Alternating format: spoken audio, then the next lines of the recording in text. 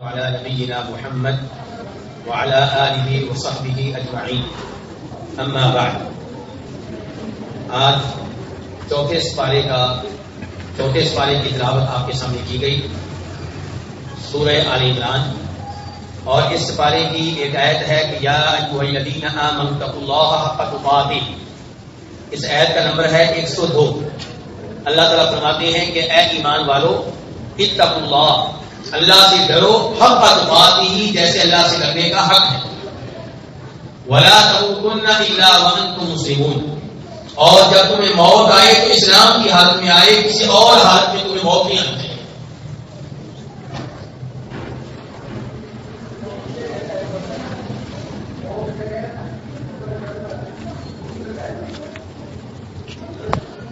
تمہیں موت آئے تو اسلام کی حالت میں آئے، کسی اور حالت میں موت نہیں آنی چاہیے. میرے بھائیو، آپ کی توجہ چاہوں گا، وہ لگے رہیں گے بھائی. مجھے آپ یہ بتائیے، کیا موت ہمارے اختیار میں ہے؟ تو پھر اللہ تعالیٰ کے اس فرمان کا کیا مطلب ہے کہ تمہیں موت جب بھی آئے تو اسلام کی حالت میں آئے؟ مراد یہ ہے کہ موت کے آنے کا تمہیں کچھ پتہ نہیں ہے، اس لیے ہر وقت موت کے لیے تیار رہو، ہر وقت اسلام پہ رہو، توحید پہ رہو، اللہ کی فرما برداری پہ رہو. یہ آیت ان آیات میں سے ایک ہے جو نبی علیہ السلام اپنے خطبے میں پڑھا کرتے تھے. وہ خطبہ نکاح کا ہوگا یا کسی دوسرے موقع پہ آپ خطبہ ارشاد فرماتے، آپ 3 آیتیں پڑھتے تھے. ان میں سے ایک آیت یہ تھی جس میں اللہ تعالیٰ کہہ رہے ہیں اے ایمان والو، اللہ سے ڈرو جیسے اللہ سے ڈرنے کا حق ہے. جناب عبداللہ بن مسعود رضی اللہ تعالیٰ عنہ، کس صحابی کے نام لیا میرے بیٹا؟ کس صحابی کے نام لیا؟ عبداللہ بن مسعود رضی اللہ عنہ. وہ اس آیت کی تفسیر میں کہتے ہیں کہ اللہ سے ڈرو جیسے ڈرنے کا حق ہے. اس کا کیا مطلب ہے؟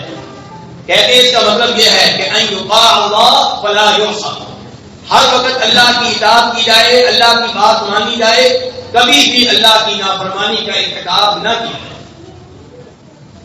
نمبر 2، ان یذکر اللہ فلا ینسى، ہمیشہ اللہ تعالیٰ کو یاد کیا جائے، اللہ کا ذکر کیا جائے، کبھی بھی انسان اپنے رب سے غافل نہ ہو، اپنے رب کو نہ بھولے. وَأَن يُشْكَرَ فَلَا يُكْفَرَ، اور ہمیشہ انسان اپنے رب کا شکر ادا کرتا رہے، کبھی بھی رب کی ناشکری نہ کرے. یہ 3 چیزیں بتائی ہیں. کس صحابی نے؟ عبداللہ بن مسعود رضی اللہ تعالیٰ عنہ نے. کس چیز کی وضاحت میں، کس چیز کی تفسیر میں؟ کہ اللہ سے ڈرو جیسے اللہ سے ڈرنے کا حق ہے. جو ان 3 چیزوں کا خیال کرتا ہے وہ واقعی اللہ سے ایسے ڈر رہا ہے جیسے اللہ سے ڈرنا چاہیے. تو یہ ایت ہم سے تقاضا کرتی ہے کہ انسان ہر وقت اپنے رب سے ڈرتا رہے. جب آپ کسی پہ ظلم کر رہے ہو تو اپنے رب سے ڈر دیں. جب آپ بہنوں کی وراثت پہ قبضہ کر رہے ہو اللہ سے ڈر دیں. جب آپ اپنے گاہ کے ساتھ 2 نمبری کر رہے ہو اللہ سے ڈر دیں. اس کے بعد اللہ رب العزت ارشاد فرماتے ہیں کہ یا ایھا الذین آمنوا لا تتخذوا بطانة من دونکم لا یألونکم خبالا ودوا ما عنتم قد بدت البغضاء من افواہہم وما تخفی صدورہم اکبر. کہ اے ایمان والو، اللہ تعالیٰ کس کو مخاطب کرتے ہیں؟ ایسے الفاظ سن کے اللہ کا شکر ادا کیا کریں کہ ایمان کی وجہ سے میں اور آپ اللہ رب العزت کے مخاطب بن گئے. اللہ مجھے اور آپ کو مخاطب کر رہا ہے، مجھ سے اور آپ سے گفتگو کر رہا ہے. اللہ تعالیٰ کہہ رہے ہیں اے ایمان والو، تم اپنے علاوہ کسی اور کو دلی دوست نہ بناؤ، رازدان نہ بناؤ. اپنے علاوہ کسی اور کو کیا مطلب؟ یعنی کہ مسلمانوں کے علاوہ کسی اور کو اپنا دلی دوست نہیں بنانا، کسی اور کو اپنا رازدان نہیں بنانا. اس آیت سے علماء کرام نے یہ مسئلہ اخذ کیا ہے کہ غیر مسلم کو مسلمان ملک میں کوئی بڑا عہدہ نہیں ملنا چاہیے، کیونکہ جب آپ اسے بڑا عہدہ دیں گے تو مسلمانوں کے راز اس کے پاس چلے جائیں گے. اور ہم دیکھتے ہیں کہ مسلمان ممالک میں آج کل غیر مسلم بڑے بڑے عہدوں پہ فائز ہیں، اور اس معاملے میں دین کی طرف نہیں دیکھا جاتا، بس یہ دیکھا جاتا ہے کہ ہمارے ملک کا ہے. اللہ تعالیٰ کہہ رہے ہیں ایسا نہیں کرنا. ابو موسیٰ اشعری رضی اللہ تعالیٰ عنہ نے جناب عمر فاروق سے کہا، جبکہ وہ خلیفہ تھے. خلیفہ کون تھے؟ عمر فاروق رضی اللہ تعالیٰ عنہ. ان سے کہا کہ ایک بڑا اچھا کاتب ہے، بہت اچھا لکھتا ہے، بہترین قسم کا سیکٹری ہے، لیکن ہے عیسائی. تو میں نے اسے اپنے پاس رکھا ہوا ہے. جناب عمر فاروق نے اس پہ ابو موسیٰ اشعری رضی اللہ عنہ کو ڈانٹا کہ اللہ تعالیٰ تو یہ کہہ رہے ہیں کہ یا ایھا الذین آمنوا لا تتخذوا اليہود والنصارى اولیاء بعضهم اولیاء بعض، کہ اے ایمان والو یہودیوں کو اور عیسائیوں کو اپنے دلی دوست نہ بناؤ، اور تو نے ان کو دلی دوست بنا رکھا ہے. پھر کہا میں اسے عزت کیوں دوں جس کو اللہ نے ذلیل کر دیا، میں اس کی تکریم کیوں کروں جس کو اللہ نے رسوا کر دیا. اس واقعے کو امام بہقی نے السنن الکبریٰ میں روایت کیا ہے. اچھا اب مسئلہ یہ ہے کہ ان کو دلی دوست کیوں نہیں بنانا، ان کو اپنے راز کیوں نہیں دینے. اللہ نے کہا لا یألونکم خبالا، یہ غیر مسلم جو تمہیں بظاہر بڑے میٹھے نظر آتے ہیں یہ تمہیں نقصان پہنچانے میں کوئی کمی پکائی نہیں کرتے. کیوں نہیں؟ اللہ سچا کہ لوگ سچے؟ اللہ سچا بتا رہا ہے کہ یہ غیر مسلم تمہیں نقصان پہنچانے میں کوئی کمی پکائی نہیں کرتے. وَدُّوا مَا عَنِتُّمْ، تمہیں مصیبت میں دیکھنا، تمہیں مشقت میں دیکھنا، تمہیں پریشانی میں دیکھنا ان کی بہت بڑی آرزو ہے. قَدْ بَدَتِ الْبَغْضَاءُ مِنْ أَفْوَاهِهِمْ، مسلمانوں کے خلاف ان کے دلوں میں کیا بغض ہے، کیا عداوت ہے، کیا دشمنی ہے، کبھی کبھی ان کے منہ سے زہر ہو جاتی ہے. وَمَا تُخْفِي صُدُورُهُمْ أَكْبَرُ، اور جو دشمنی وہ اپنے دلوں میں چھپائے ہوئے ہیں وہ اس دشمنی سے کہیں بڑھ کر ہے جس کو انہوں نے ظاہر کیا ہے. ابھی بھی آپ کہتے ہیں کہ ہم ذلیل و رسوا کیوں ہیں، ہمارا ملک پیچھے کیوں جا رہا ہے، ہمارے اوپر قرضے کیوں چڑھ رہے ہیں. اسباب قرآن آپ پڑھیں گے تو صاف صاف آپ کو نظر آتے ہیں. آپ نے اللہ کی باتوں کو نظر انداز کیا، آپ نے غیر مسلموں پہ اعتماد کیا، تو پھر غیر مسلم آپ کی مدد کر سکتے ہیں تو کر لیں، کچھ نہیں کر سکیں گے جب تک اللہ نہیں چاہے. تیسرے نمبر پہ اللہ تعالیٰ فرماتے ہیں اسی پارے میں سورہ آل عمران کے لیس لک من الامر شیء او یتوب علیہم او یعذبہم فانہم ظالمون. پہلے میں بتا دوں کہ اس آیت کا پس منظر کیا ہے. اللہ رب العزت تذکرہ کر رہے ہیں غزوہ احد کا. کس لڑائی کا تذکرہ کر رہے ہیں؟ غزوہ احد کا. غزوہ احد یہ لڑائی کب ہوئی تھی؟ ہجرت کے تیسرے سال. اس لڑائی میں 70 مسلمان شہید ہوئے تھے. تو نبی علیہ الصلوۃ والسلام بہت پریشان تھے، اور ایک واقعہ اور بھی ہو چکا تھا کہ آپ کے 70 مسلمانوں کو قرآن کے قاریوں کو دھوکہ دے کر کافروں نے شہید کر دیا تھا. جس جگہ شہید کیا تھا اس کو کہتے ہیں بئر معونہ. اب نبی علیہ الصلوۃ والسلام نے بئر معونہ میں مسلمانوں کو شہید کرنے والے کافروں کے خلاف اور احد کی لڑائی میں مسلمانوں کو شہید کرنے والے کافروں کے خلاف دعائے قنوت شروع کر دی. کون سی بات کرتی؟ دعائے قنوت. اور قنوت آپ جانتے ہیں دو طرح کی ہوتی ہے، ایک قنوت وتر، ایک قنوت نازلہ. اللہ کو صحیح کہتے ہیں. ایک وتر میں آپ دعا کرتے ہیں اس کو ہم کہتے ہیں قنوت وتر، اور ایک ہوتی ہے قنوت نازلہ جو مصیبت کے موقع پہ کی جاتی ہے. کوئی بھی فرض نماز لے لے اس کی آخری رکعت میں رکوع کے بعد. نبی علیہ الصلوۃ والسلام عام طور پہ فجر کی نماز میں کرتے تھے، لیکن آپ نے ظہر میں بھی کی ہے، عصر میں بھی کی ہے، مغرب میں بھی کی ہے، عشاء میں بھی کی ہے. کیا کی ہے؟ قنوت نازلہ. تو نبی علیہ الصلوۃ والسلام قنوت نازلہ میں ان کافروں کے خلاف دعائیں کرتے اور ان پہ لعنتیں بھیجتے اور اللہ تعالیٰ سے کہتے کہ آج ان کو تباہ و برباد کر کے رکھتے. تو اللہ رب العزت نے یہ آیت نازل کی. اب ترجمہ دھیان سے سنیے گا.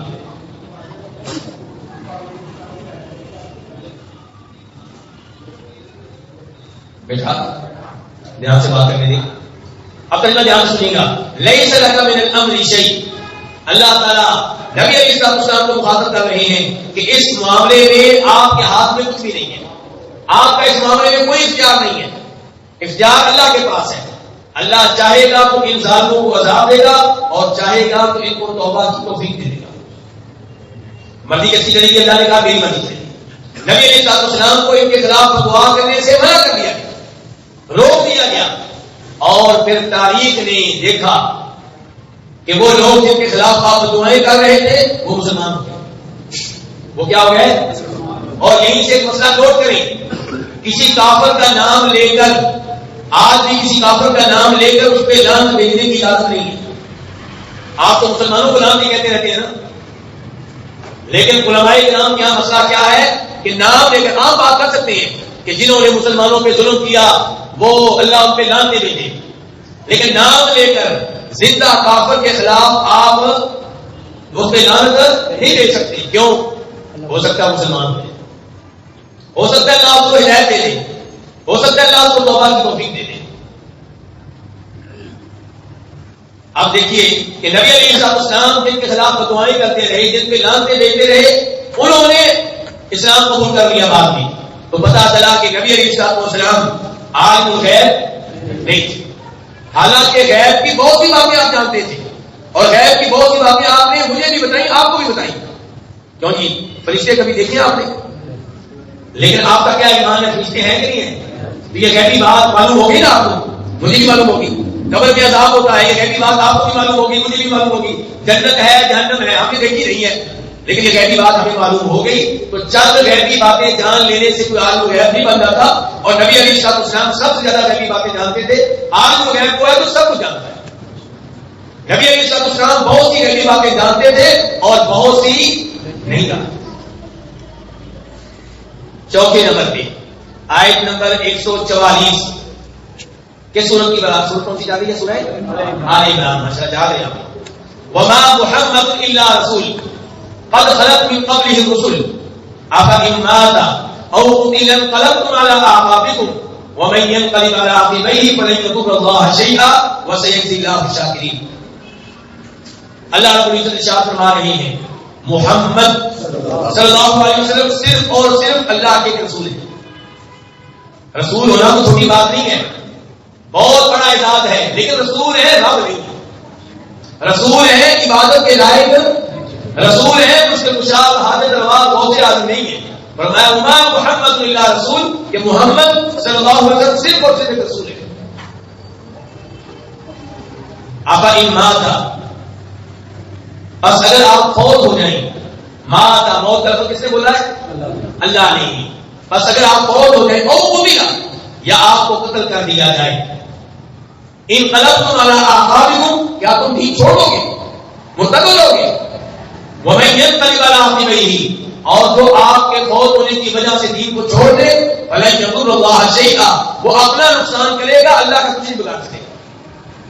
وسيجزي الله الشاكرين, اللہ بہترین جزا دے گا ان کو جو اللہ رب العزت کا شکر ادا کرتے ہیں.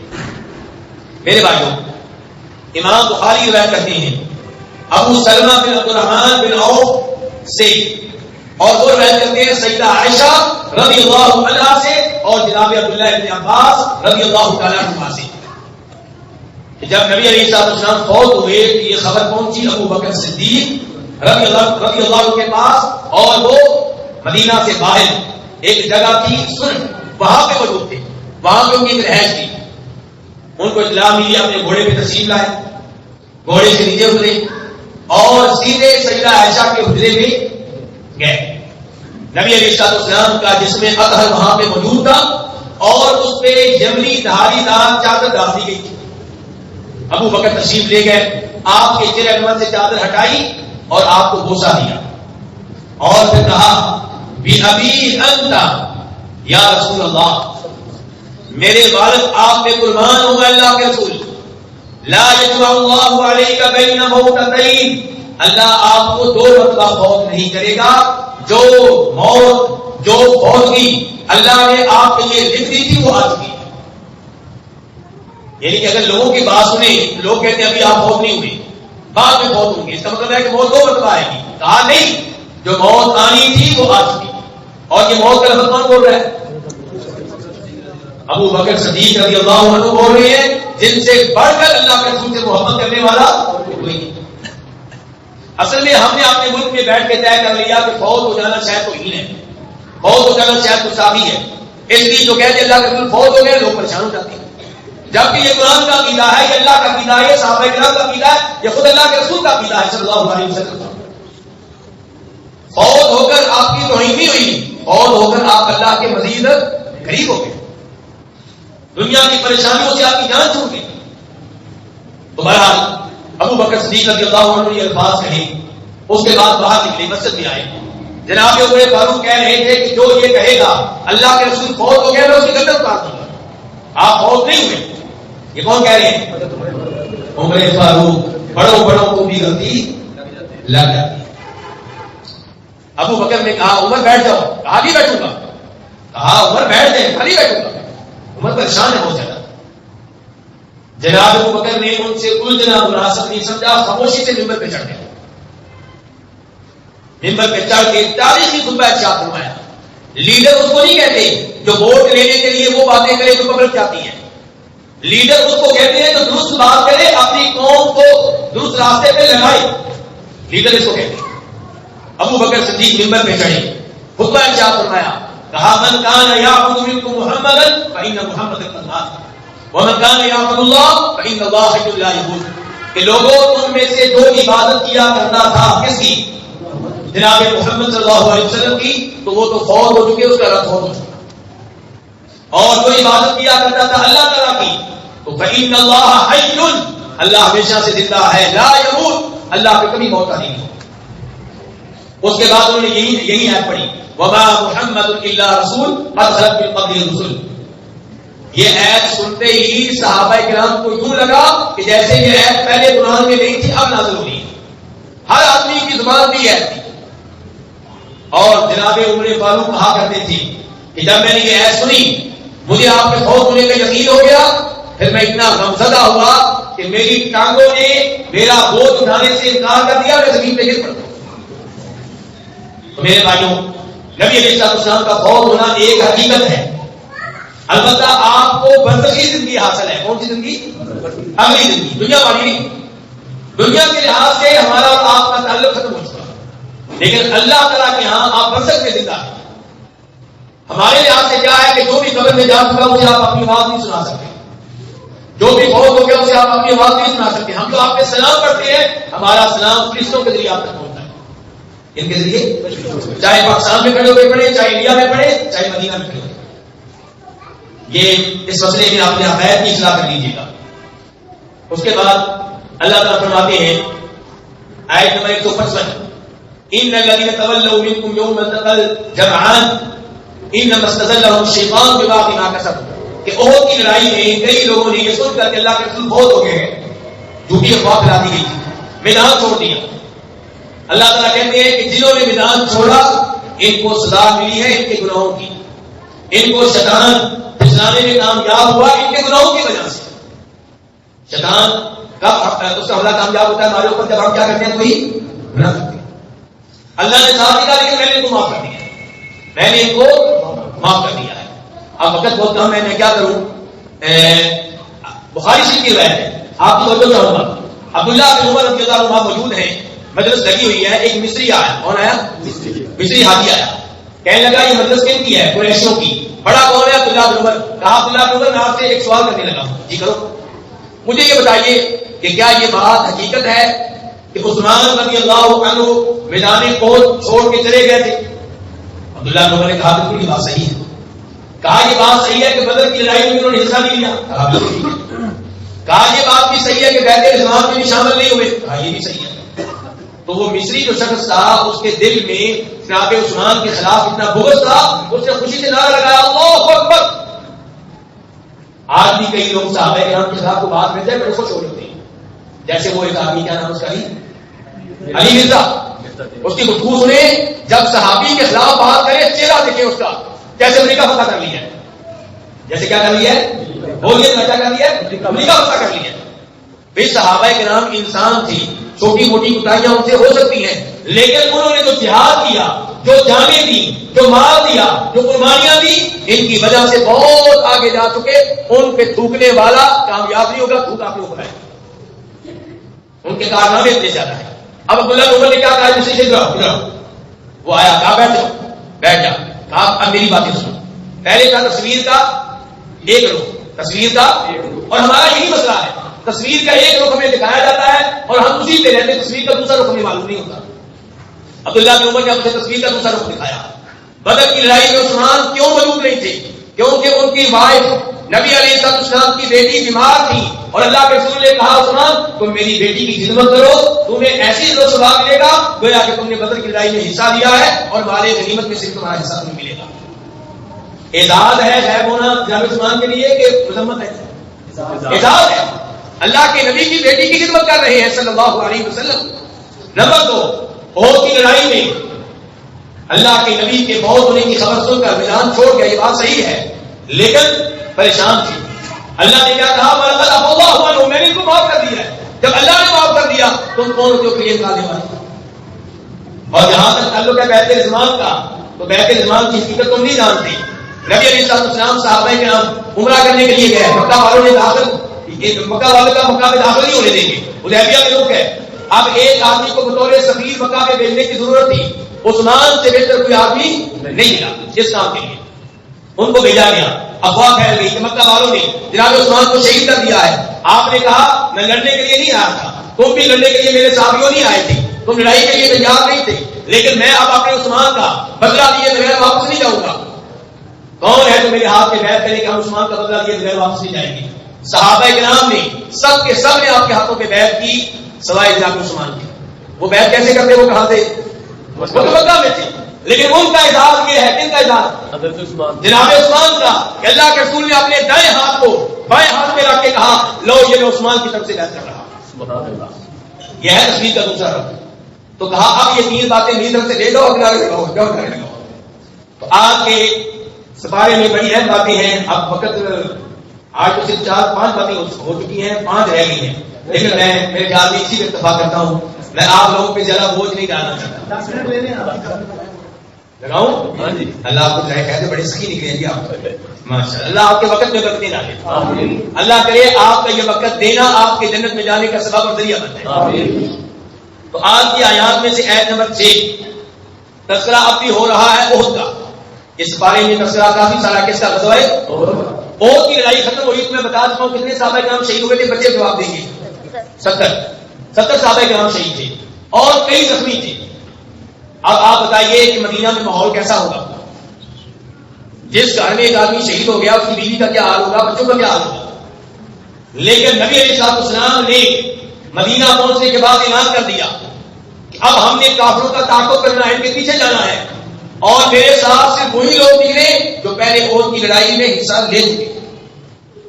اور کمانڈر صاحب کیا کہتا، وہ نہ نکلے بچارے تھے اور نکلے، آپ نے کہا نہیں میرے ساتھ اب وہی نکلے جو پہلے احد کی لڑائی میں حصہ لے چکے۔ 70 لوگ نکلے، ان میں ابو بکر بھی تھے رضی اللہ عنہ، زبیر بن عوام بھی تھے۔ اب آگے سے اطلاع آئی مکہ والوں کی طرف سے کہ ہم دوبارہ مدینہ پہ حملہ کرنا چاہتے ہیں، ہم تو مدینہ والوں کو نیست و نابود کیے بغیر واپس جا رہے تھے، غلطی کی ہم واپس آ رہے ہیں۔ انہوں نے یہ اطلاع اس لیے بھیجی تاکہ مسلمان ڈر جائیں، مسلمان ہمارا تعاقب نہ کریں۔ اللہ تعالیٰ نے اسی کا تذکرہ کیا ہے، الذین قال لهم الناس، لوگوں نے آپ کو اطلاع دی کہ ان الناس قد جمعوا لكم، اہل مکہ نے بہت بڑا لشکر تمہارے لیے جمع کر لیا ہے، فاخشوهم، ان سے ڈر جاؤ، ان سے ڈر جاؤ کہ پیچھے نہ جاؤ، فزادهم ایمانا، لیکن یہ باتیں سن کر مسلمان بزدل نہیں بنے بلکہ ان کے جوش میں اضافہ ہو گیا، ان کے ایمان میں اضافہ ہو گیا۔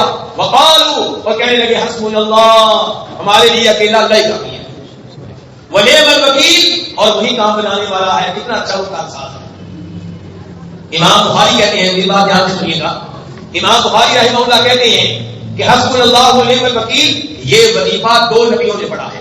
کتنے نبیوں نے؟ 2 نمبر 1 جناب محمد رسول اللہ صلی اللہ علیہ وسلم نے جب یہ بات پہنچائی گئی اہل مکہ حملہ کرنے کے لیے آ رہے ہیں تو آپ نے کیا کہا تھا، حسبنا اللہ ونعم الوکیل۔ اور دوسرے نمبر پہ یہ وظیفہ، یہ ذکر، یہ دعا بڑی تھی جناب ابراہیم علیہ السلام نے جب ان کو آگ میں ڈال رہے تھے، تو تب انہوں نے یہی وظیفہ پڑھا تھا۔ اس سے کیا پیغام ملا؟ جب آپ پریشان ہو، لوگ آپ کو تنگ کر رہے ہوں، خصوصاً جب تنگ کرنے والے کافر ہوں، تو کیا پڑھیں؟ حسبنا اللہ ونعم الوکیل۔ آیت نمبر 7 آج کے آیات میں سے سورہ آل عمران، نمبر ہے اس کا 190۔ ان فی خلق السماوات والارض واختلاف اللیل والنہار لآیات لأولی الالباب۔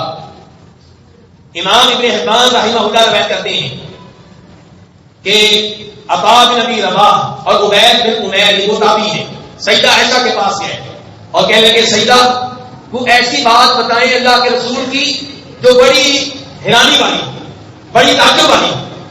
سیدہ عائشہ خاموش رہی، پھر کہا کہ ایک رات نبی علیہ الصلوۃ والسلام مجھ سے کہنے لگے عائشہ آج مجھے اجازت دو اتعبد اللیلۃ لربی، آج میں اپنے رب کی بڑی عبادت کرنا چاہتا ہوں۔ کبھی ہوش آیا ہمیں بھی ایسا؟ آپ اپنی بیگم سے کہہ رہے ہیں کہ حالانکہ بیگم کا نمبر کتنے دنوں کے بعد آتا تھا؟ 9 دنوں کے بعد، کیونکہ آپ کی بیوی جرا تھی، آپ بیوی کا نمبر آتا ہے 9 دنوں کے بعد، اور آپ کہہ رہے ہیں ایسا مجھے آج رخصت دو، اجازت دو، میں اپنے رب کی بڑی عبادت کرنا چاہتا ہوں۔ سیدہ عائشہ کہتی میں نے کہا اللہ کے رسول دل تو یہ چاہتا ہے کہ میں آپ کے قریب رہوں، لیکن دوسری جانب میری خوشی اس میں ہے جس میں آپ کی خوشی ہے۔ اگر آپ اپنے رب سے مناجات کرنا چاہتے ہیں، اس کی عبادت کرنا چاہتے ہیں، اس میں خوش ہیں تو میں خوش ہوں، ٹھیک آپ کیجیے۔ کہتی ہیں کہ اللہ کے رسول نے نماز شروع کر دی صلی اللہ علیہ وسلم، نماز پڑھ رہے ہیں، رو رہے ہیں اور آنسو اتنے نکل رہے ہیں کہ آپ کی داڑھی تر ہو چکی ہے، زمین گیلی ہو چکی ہے۔ بلال رضی اللہ عنہ تشریف لائے، فجر کی نماز کی اطلاع دینے کے لیے دیکھا اللہ کے رسول رو رہے ہیں، کہا اللہ کے رسول آپ کیوں روتے ہیں جبکہ اللہ نے اعلان کر دیا ہے کہ آپ کے اگلے پچھلے سب گناہ معاف، پھر بھی آپ روتے ہیں کیوں؟ کہا افلا اکون عبدا شکورا، کیا میں اللہ تعالیٰ کا شکر گزار بندہ نہ بنوں؟ پھر کہا بلال اللہ نے آج میرے اوپر ایک ایت اتاری ہے، نازل کی ہے، ہلاکت ہے اس آدمی کے لیے جو اس ایت کو پڑھے اور اس پہ غور و فکر کرے۔ کیوں یہ ایت پہ کبھی آپ نے غور و فکر کی ہے؟ ترجمہ ہی نہیں آتا، ترجمہ کب سیکھیں گے، غور و فکر کب کریں گے؟ اللہ کے رسول کہہ رہے ہیں ہلاکت ہے اس آدمی کے لیے جو یہ ایت سنے، اس کی تلاوت کرے اور اس پہ غور و فکر نہ کرے۔ ایت کیا ہے کہ ان فی خلق السماوات والارض واختلاف الليل والنہار، آسمان و زمین کی تخلیق میں، رات اور دن کے آنے جانے میں عقل مند لوگوں کے لیے نشانیاں ہیں۔ یہ سسٹم کون چلا رہا ہے؟ اتنی بڑی ذات ہے جس نے نظام قائم کر رکھا ہے جو کبھی فیل نہیں ہوتا۔ اگر اللہ تعالیٰ کی قدرت نہ ہو تو یہ نظام ختم ہو جائے، یہ سسٹم تباہ و برباد ہو جائے، لیکن ایسا نہیں ہے کہ اللہ کی قدرت کی، اس کی وحدانیت کی بہت بڑی نشانی ہے۔ آج کے آیات میں سے سورہ نساء بھی آج شروع ہو جائے گی اور اس میں ایک آیت یہ ہے کہ وآتوا النساء صدقاتهن نحلا، جب شادی کرو تو بیوی کا حق مہر اسے خوشی خوشی دے دو۔ ہم جہیز چاہیے، حق مہر کی باری آتی ہے 32 روپے، حق مہر کی باری آتی ہے کتنا جی؟ اور چاہیے کیا؟ گاڑی بھی چاہیے، پلاٹ بھی چاہیے، واشنگ مشین بھی چاہیے، کچن بھی پورا چاہیے، اور کچھ شرم کرے تو حیا کرے، لڑکی والوں سے لے لے، کیا وہ کماتی ہے؟ یہ تو آپ کی ذمہ داری ہے۔ جہیز لینے کی باری آتی ہے شیر بن جاتے ہیں، حق مہر کی باری آتی ہے تو وہ نکاح بنانے والے کے سامنے جھگڑ رہے ہوتے ہیں۔ اب لڑکی والے چاہتے ہیں کہ حق مہر اچھا رکھا جائے تاکہ لڑکی کا مستقبل محفوظ ہو جائے، لیکن نہیں، اب جناب 32 روپے۔ تو اللہ تعالیٰ کہہ رہے ہیں کہ اپنی بیویوں کا حق مہر خوشی خوشی سے انہیں ادا کر دو۔ ہاں اگر وہ خوشی سے تمہیں حق مہر پورے کا پورا معاف کر دے یا کچھ حصہ معاف کر دے تو کوئی حرج نہیں۔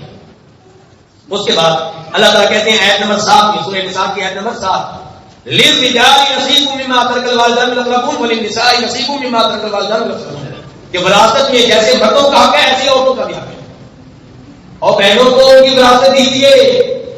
اللہ تعالیٰ کہہ رہے ہیں جیسے مردوں کا وراثت میں حق ہے ایسے ہی، اگرچہ مقدار میں فرق ہے لیکن حق عورتوں کا موجود ہے، وہ دینا ہے۔ لیکن یہاں پہ کیا کہتے ہیں؟ بہنیں معاف کر دیتی ہیں، بہنوں سے کہا جاتا ہے معاف کر دیں، وہ بہنوں سے تو نہیں کہتے، کیوں جی؟ اپنے بھائی سے تو نہیں کہتے آپ کو وراثت نہ لیں معاف کر دیں، بہنوں سے کیوں کہتے ہیں؟ تو یہ رویہ ہمارا مناسب نہیں ہے۔ آخری ہے یہ آیت نمبر 17 ہے، انما التوبة على الله للذين يعملون السوء بجهالة ثم يتوبون من قريب، اللہ تعالیٰ کہتے ہیں کہ میں ان کی توبہ قبول کرتا ہوں جو نادانی میں گناہ کر بیٹھتے ہیں لیکن پھر جلدی سے توبہ کر لیتے ہیں۔ اللہ تعالیٰ کہتے ہیں میں ان کی توبہ قبول کر لیتا ہوں، لیکن میں ان کی توبہ قبول نہیں کرتا جو گناہ کرتے رہتے ہیں اور جب موت کا فرشتہ نظر آتا ہے پھر کہتے ہیں کہ یا اللہ معاف کر۔ فرمایا اب توبہ قبول نہیں ہوگی۔ اللہ رب العزت سے دعا ہے اللہ تعالیٰ ہمیں موت دیکھ کے سہار میں دے کہ ہم اس سے پہلے سچی توبہ کر چکے ہیں۔ اللہ تعالیٰ ہمیں توحید، اسلام اور ایمان پہ موت دے۔ اللہ تعالیٰ آپ تمام بھائیوں کو جزائے خیر دے کہ آپ اپنا قیمتی وقت دیتے ہیں۔ اللہ تعالیٰ آپ کی اولاد میں، آپ کے رزق میں، آپ کے وقت میں برکت ڈالے۔ وآخر دعوانا الحمد للہ رب العالمین۔